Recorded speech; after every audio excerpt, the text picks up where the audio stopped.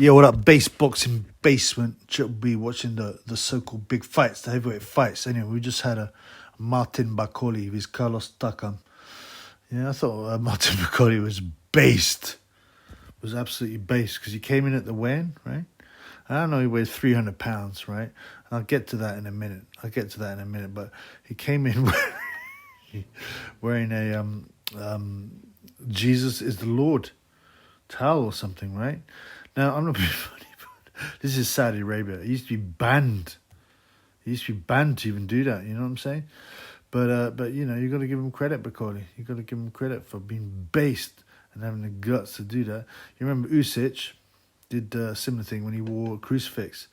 These used to be, I'm sure he banned and possibly prison time for preaching another religion there. So that was, I thought that was kind of based, right? Yeah, he wrote, Jesus is the way, the truth, the life, which in Saudi was weird. I'm sure it'll get you stoned. By the way, we now have had a break in the transmission in TNT Sports. It's been going on for about 5 minutes, man. This is what happened with Days in as well. These things are pathetic. You pay this money, and it's falling down all the time. Let's get on to the fight. So, yeah, I mean, I'm a bit annoyed because I thought it was worth a bet on Takam, the 6.5, because Bakole was £300, right? And I thought he's just got a gas. If you could get through the early rounds, Tak. The first round I thought Bakole edged. The second round I thought Takam started to land the right hand a bit. I was getting a bit excited. And the third round, Bakole started well, landing. Tak came back a bit and had him on the ropes. But Bakole knows how to fight off the ropes, man. He just sat there waiting, catching punches on his gloves. He's a good fighter, Bakole, at what he does. And then throwing combinations back, uppercuts, hooks. And he was starting to hurt Takam. And I was like, okay, it's not looking so great. Come on, Takam, just try and ride these rounds out.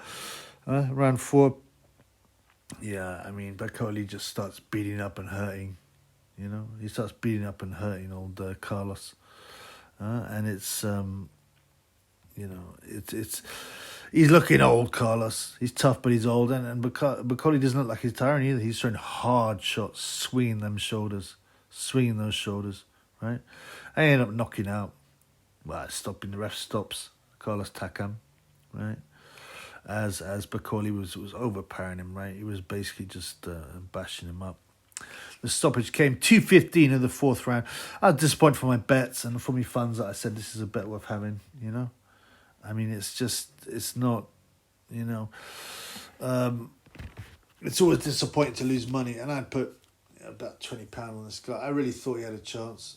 You know, Huh? But, there you go. That's boxing. Bakole looks good.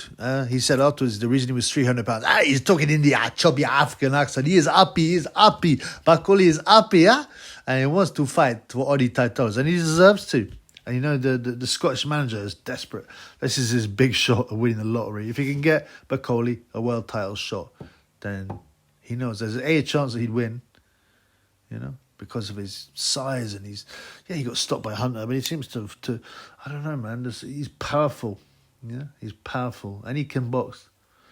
But I mean, would he win against Usyk or Tyson? I wouldn't think so, but who knows, you know? And he's certainly got a shot. He can certainly earn a few million, and that will be nice money for Bakole and his manager, who loves him. It's his one chance to make money out of boxing. But Bakole, TKO 4. And he said at the end, the reason he was so fat was because he had an injury. But still, that's a lot of weight to put on. But it didn't seem to hamper him, man. I mean, it was only 4 rounds, but it didn't seem to hamper him. Anyway, on to the next.